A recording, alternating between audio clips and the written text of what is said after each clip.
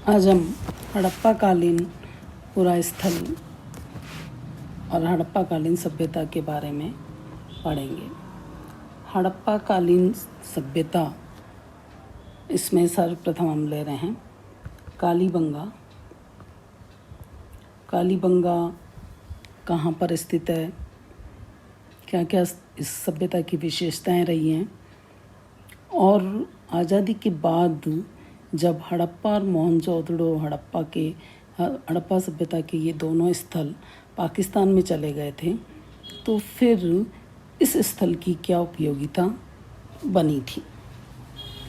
तो हम विस्तार से इसके बारे में चर्चा करेंगे। कालीबंगा ये हनुमानगढ़ ज़िले में है। हनुमानगढ़ ज़िला, और वहाँ पर घग्गर नदी जो है, उस घग्गर नदी के किनारे हमें ये सभ्यता मिली है।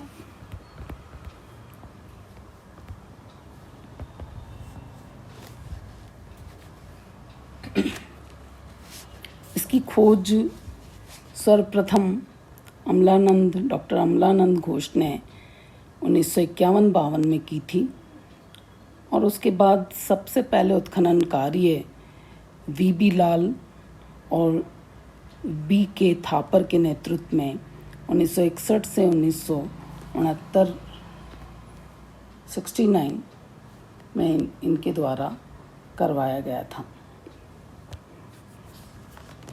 इस सभ्यता के बारे में सबसे पहले जो शुरू में जानकारी हमें मिलती है, वो जानकारी हमें डॉक्टर P.O. टेसीटोरी से मिलती है। 1887-1899 के बीच इनने इस क्षेत्र को देखा था। इटली निवासी थे ये, और इस खोज के अभियान के तहत इन्होंने बीकानेर, गंगानगर, हनुमानगढ़, यहाँ के अनेक प्राचीन स्थल खोजकर पुरातात्विक वस्तुओं का संग्रह भी किया था। बाद में फिर इन्हीं स्थलों का पुनरावलोकन डॉक्टर अमलानंद घोष ने किया, और इन्हीं को ही प्रामाणिकता मिली थी। इन्होंने ही सर्वप्रथम इसको कालीबंगा को प्रकाश में लाने का कार्य किया था।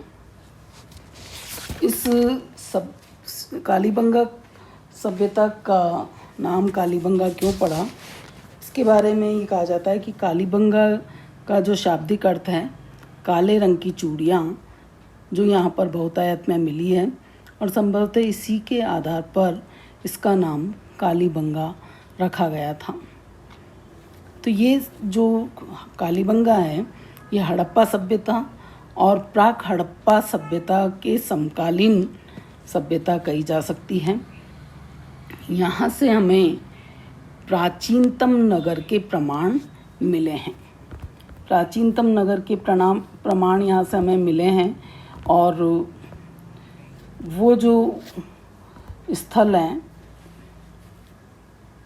वहाँ पर नगर के अवशेष मिलने के कारण इसे हम नगरीय सभ्यता भी कह सकते हैं।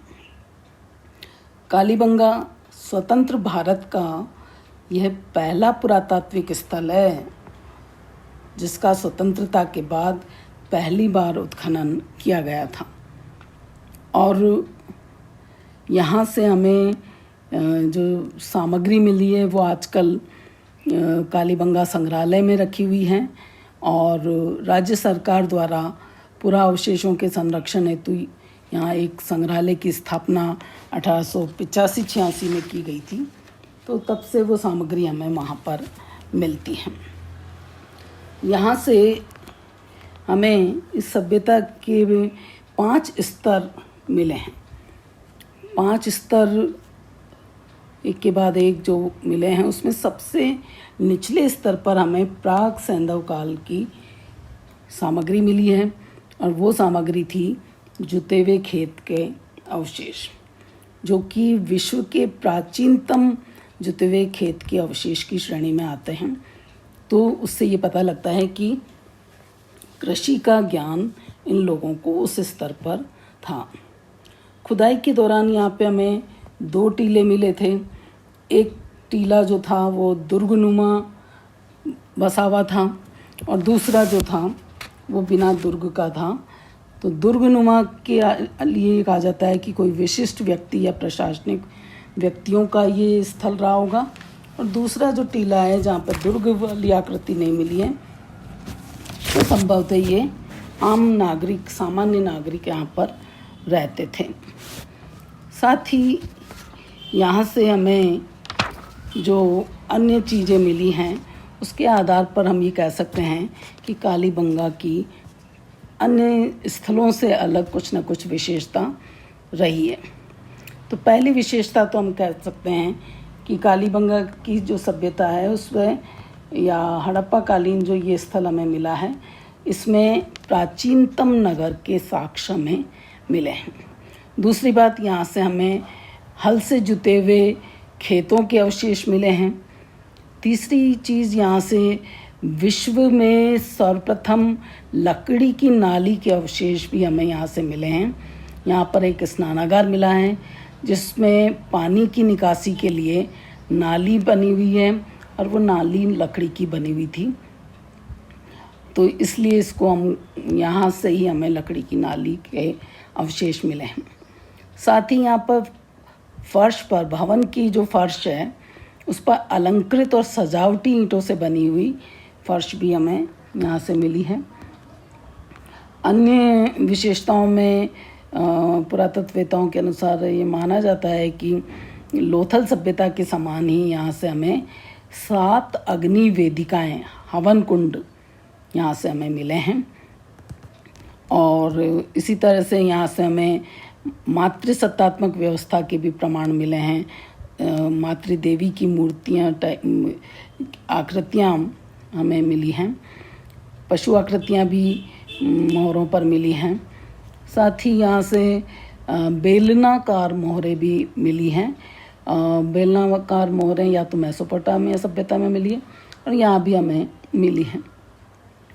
यहाँ से शवदान के बारे में भी कलश मिले हैं, और यहाँ से हमें कांस्य का दर्पण मिला है, हाथी दांत का भी कंघा मिला है, सीपों के आभूषण मिले हैं, तांबे की पिन्नें मिली हैं। तो इस कालीबंगा स्थल को एक तरह से हम ताम्र कांस्ययुगीन सभ्यता में रख सकते हैं। लेकिन यहाँ से हमें मंदिरों के या अन्य तरह के अवशेष प्राप्त नहीं हुए हैं। यहाँ से स्वस्तिक का चिन्ह हमें मिला है। यहाँ से ऐसा माना जाता है कि ये लोग कपाल क्रिया आदि भी करते थे, या शवों को किस तरह से उनका दाह संस्कार किया जाता है। तो यहाँ पर एक बच्चे की खोपड़ी मिली है जिसमें 6 छेद थे, और उसको ऐसा माना जाता है कि या तो कपाल छेदन किया गया है या कोई अन्य तरह की सर्जरी टाइप कुछ किया होगा। तो ये यहाँ से हमें मिलती हैं। तो कालीबंगा इस दृष्टि से एक महत्वपूर्ण स्थल कहा जा सकता है। और जब हड़प्पा सभ्यता के प्रमुख केंद्र हड़प्पा और मोहनजोदड़ो आज़ादी के बाद ये पाकिस्तान में चले गए थे, तो एक खालीपन भारत की प्राचीनतम सभ्यता के होने में हमें दिखाई दे रहा था। तो इस वजह से जब आज़ादी के बाद इस पूरा स्थल की सर्वप्रथम उत्खनन कार्य किया गया और यहाँ से जो नई नई जानकारियाँ मिली, उससे हम उस प्राचीनतम हड़प्पा सभ्यता के तो समकालीन हैं ही, उससे पहले के स्तर के भी यहाँ हमें जुते हुए खेत के अवशेष मिले हैं। साथ ही हड़प्पा सभ्यता की कालीबंगा तीसरी प्रमुख राजधानी भी कही जाती है। हड़प्पा और मोहनजोदड़ो के बाद ये तीसरी प्रमुख राजधानी भी कही जाती है। यहाँ से हमें विश्व में, यहाँ से हमें जैसे नगर के अवशेष मिले हैं, तो नगर किस तरह से बसे हुए थे, तो उसमें ये पता चलता है कि नगरों की जो सड़कें थी वो समकोण पर काटती थी, एक को दूसरी तरफ से समकोण पर काटती थी। और इस पद्धति को यहाँ पर जाल पद्धति या चैम्सफोर्ड पद्धति भी कहा जाता है। यहाँ की एक और अद्भुत विशेषता मिलती है कि मकानों के जो दरवाजे हैं वो सड़क की ओर न खुलकर गली के अंदर पीछे की ओर खुलते हैं। यहाँ के जितने भी भवन हमें मिले हैं वो ज़्यादातर कच्ची ईंटों से बनाए गए हैं। बाद के भवनों में पक्की ईंटों का प्रयोग हुआ है, लेकिन नालियों वगैरह के लिए, स्नानागार के लिए और फर्श के लिए पक्की ईंटों का प्रयोग है। बाकी कच्ची ईंटों का भी प्रयोग भवन बनाने में इन्होंने किया है। यहाँ की इस सभ्यता के नष्ट होने के बारे में ऐसा कहा जाता है कि संभवतः यहाँ पर भूकंप आया हो और भूकंप की वजह से ये सभ्यता नष्ट हुई होगी, क्योंकि यहाँ खुदाई करने पर यहाँ के मकानों में दरारें पड़ी हुई मिली हैं और इससे यहाँ पर विश्व में सर्वप्रथम भूकंप के साक्ष्य दिखाई पड़ते हैं। तो कई बार जैसे कहा जाता है कि हड़प्पा सभ्यता के पतन के क्या कारण, नष्ट होने के क्या कारण हैं, विनाश के क्या कारण हैं, तो कई ये कहा जाता है कि बाढ़ या प्राकृतिक आपदाएं, तो उसमें भूकंप से सभ्यता के नष्ट होने के प्रमाण हमें कालीबंगा के भवनों के आधार पर मिले हैं। कालीबंगा समाज में किस तरह के वर्ग रहे होंगे, तो ये तो कहा जा सकता है कि यहाँ पर 2 टीले मिले हैं। इसका मतलब एक पुरोहित या प्रशासनिक वर्ग रहा होगा और दूसरा वर्ग सामान्य जनता का रहा होगा। तो वर्ग तो यहाँ पर भी हमें मिलते हैं। जीवन स्तर, भवनों के स्तर और उपकरण, आभूषणों के आधार पर ये स्पष्ट माना जा सकता है।